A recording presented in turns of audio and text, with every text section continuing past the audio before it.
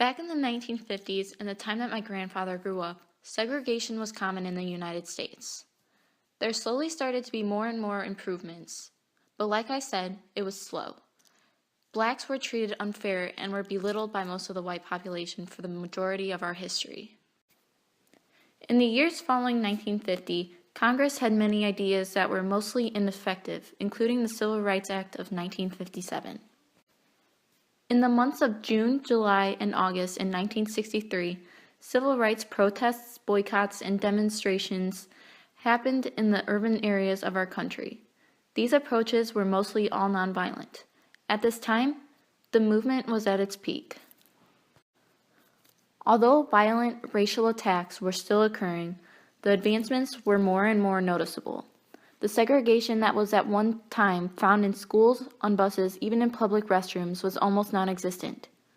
Things that weren't illegal before were soon passed to be against the law. We had gotten rid of segregation in public, but that did not mean we got rid of racism in general. Things had been and still are changing in what seems like the right direction. Considering we have an African American president just proves that we have come such a long way. With that being said, there is still a very long way that us as Americans must come as well. It will take a lot more to conquer one of the biggest obstacles that sets our country apart. We might not notice it as much, but in some ways it is hidden. Racism isn't as easy to see as it was before. Since it is becoming more and more unacceptable in today's society, people tend to keep it inside of them. I talked with my grandfather about his experiences with racism today. He told me that the men he worked with were never racist to the African Americans' faces.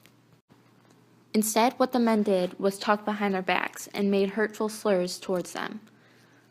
So yes, there is a very long road ahead of us, but it can't be overcome until everyone disregards each other's differences.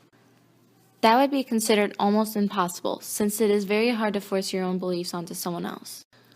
Nobody can see where the future will lead us, but it will hopefully include a better outlook for this subject, even more so than it already was.